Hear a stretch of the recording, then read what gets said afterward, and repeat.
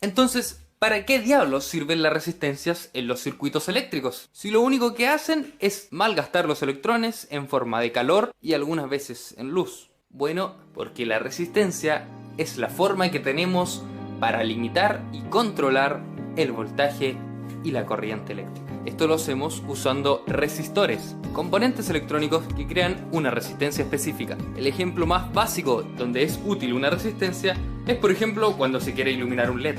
Si tenemos un LED que funciona a 3 voltios y lo conectamos, por ejemplo, a una toma USB que da 5 voltios, lo que va a suceder es que vamos a quemar el LED.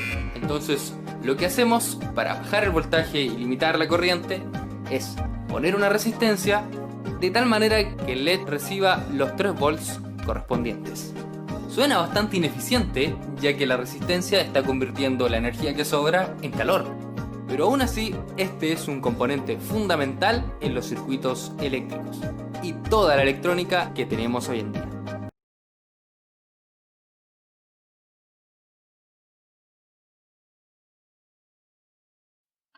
Antes de pasar a explicar el funcionamiento de los rectificadores, vamos a recordar brevemente el funcionamiento de este componente, del diodo. Recordar que tiene dos terminales, el terminal de ánodo, terminal positivo, y el terminal de cátodo, terminal negativo. Eh, el diodo siempre conducirá la corriente en el sentido que indica esta flecha, por lo tanto la corriente siempre irá de ánodo a cátodo, no pudiendo nunca circular en sentido contrario. Eh, si vamos a la parte de la polarización, podemos comprobar que un diodo queda polarizado directamente cuando su ánodo es más positivo que su cátodo, es decir, cuando el ánodo es positivo con respecto al cátodo que será negativo.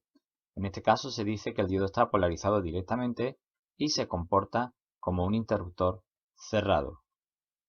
Sin embargo, cuando lo que hacemos es una polarización inversa del diodo, será cuando el ánodo esté a un potencial más negativo que el cátodo. En este caso, el diodo se va a comportar como un interruptor o un circuito abierto, no dejando pasar corriente. En resumen, polarizado directamente, un diodo se va a comportar como un circuito o un interruptor cerrado y dejará pasar toda la corriente. Y cuando se encuentre polarizado inversamente, no dejará pasar ninguna corriente puesto que se trata de un circuito abierto. Dicho esto, pasaríamos a estudiar básicamente el rectificador de media onda.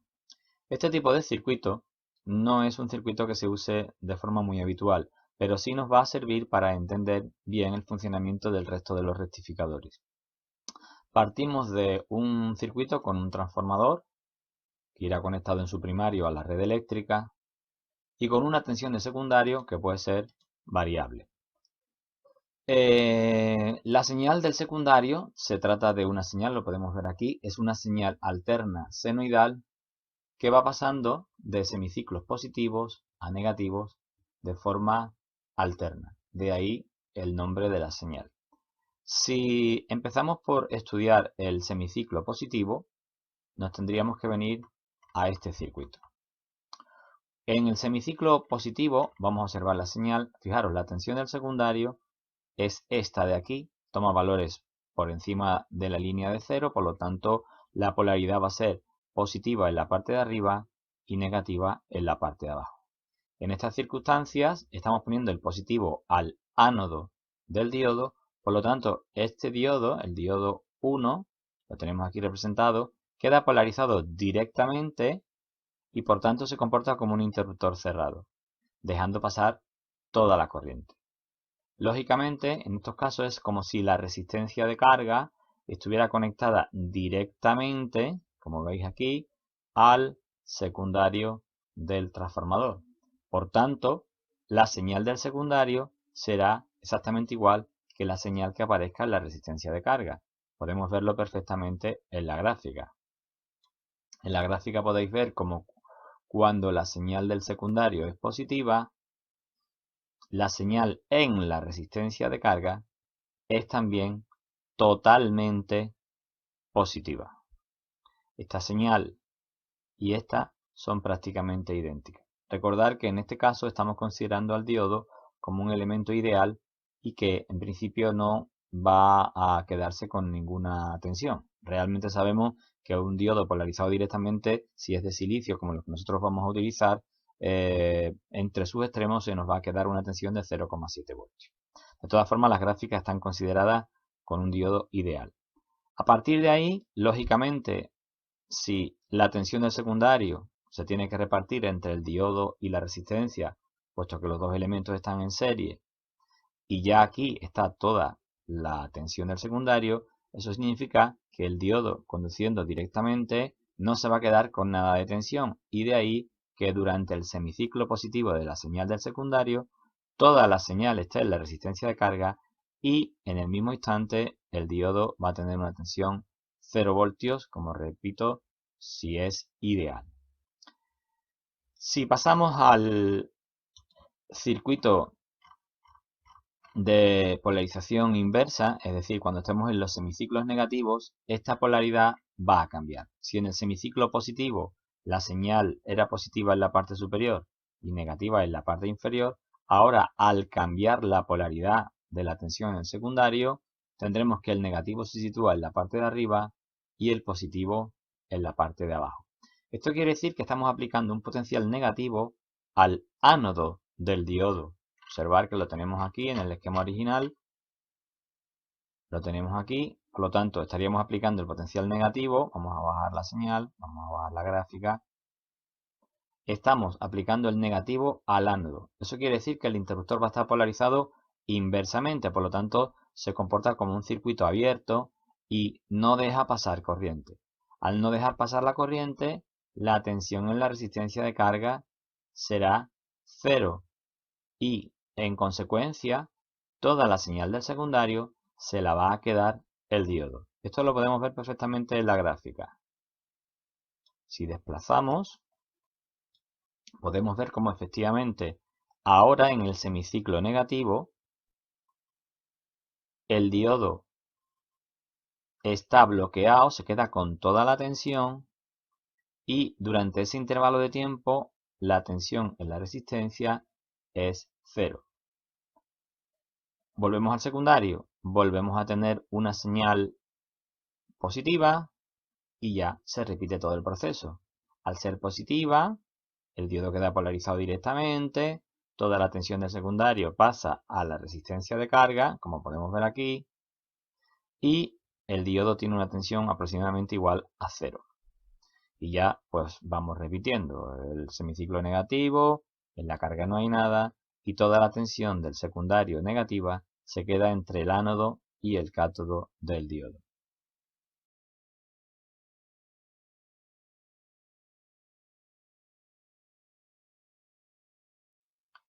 Para el caso del rectificador de onda completa en puente, lógicamente necesitaremos de nuevo nuestro transformador si necesitamos 4 diodos. De tal manera que esta disposición de estos 4 diodos es lo que se llama disposición en puente, por lo tanto estaríamos hablando de un rectificador de onda completa en puente.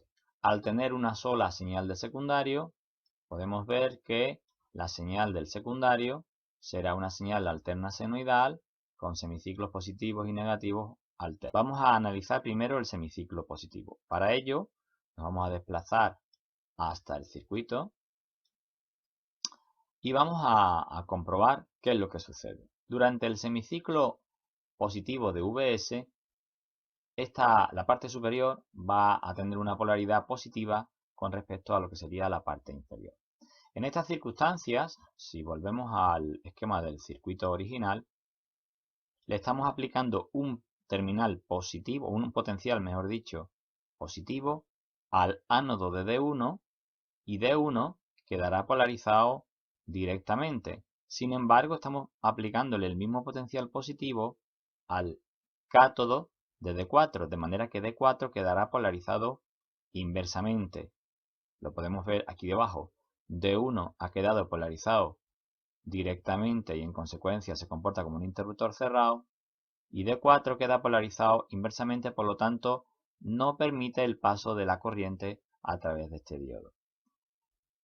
si bajamos la gráfica, podemos ver cómo el potencial negativo se lo estaríamos aplicando en esta zona al ánodo de D2, que quedará polarizado negativo al ánodo, quedaría polarizado inversamente, lo podemos ver aquí, está polarizado inversamente, en consecuencia no deja pasar corriente, y sin embargo ese potencial, que es el más negativo de todos, estará aplicado al cátodo de D3, de manera que este D3, al tener el cátodo más negativo que el ánodo, sí quedaría polarizado directamente y sí dejará pasar la corriente.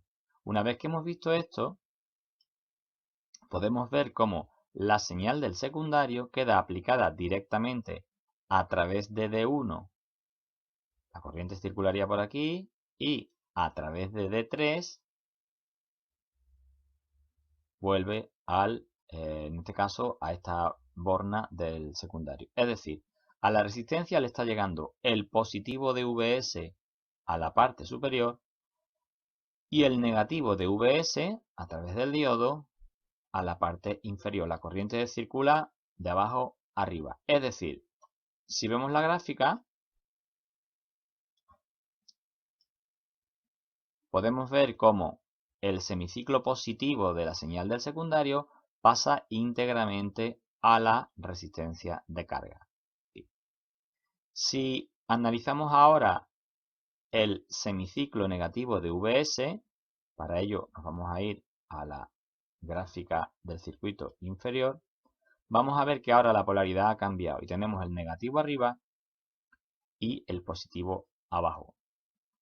En estas circunstancias, voy hacia arriba, el negativo va a ir al cátodo de D4, con lo cual ahora D4 estará polarizado directamente y el que quedará polarizado inversamente sería D1. Recordamos, D4 directamente, D1 inversamente. Y al tener el positivo aquí, el que va a quedar polarizado ahora de forma directa sería D2 y el que va a quedar polarizado inversamente sería D3. Resumiendo, vamos a verlo mejor en la gráfica, en el circuito de ese semiciclo. D4 y D2 están ahora polarizados directamente al haber cambiado la polaridad. Y D1 y D3 serán los que permanezcan ahora en situación de polarización inversa y por lo tanto como circuitos abiertos. En estas circunstancias ahora el positivo del secundario, que se encuentra situado en la parte inferior, a través de D2 le va a llegar de nuevo a la parte superior de la resistencia. La corriente seguirá su curso y a través de D4 volverá al transformador. Por lo tanto, observar positivo a través de D2 a la parte de arriba, igual que antes, y negativo a través de D4 a la parte inferior. Es decir, hemos conseguido cambiar la polaridad que le va a llegar a la resistencia de carga.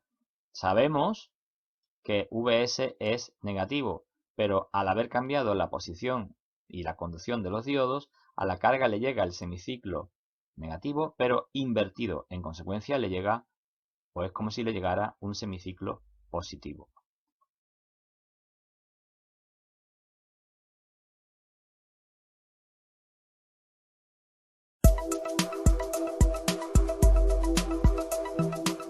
El transistor.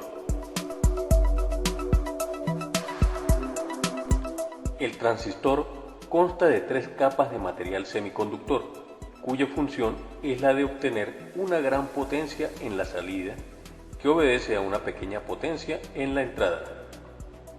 Como podemos ver en la animación, tenemos una pila de 5 voltios en serie a una resistencia de 1000 ohmios, que se conecta entre el emisor del transistor y la base del mismo, produciéndose una pequeña corriente entre ambos terminales.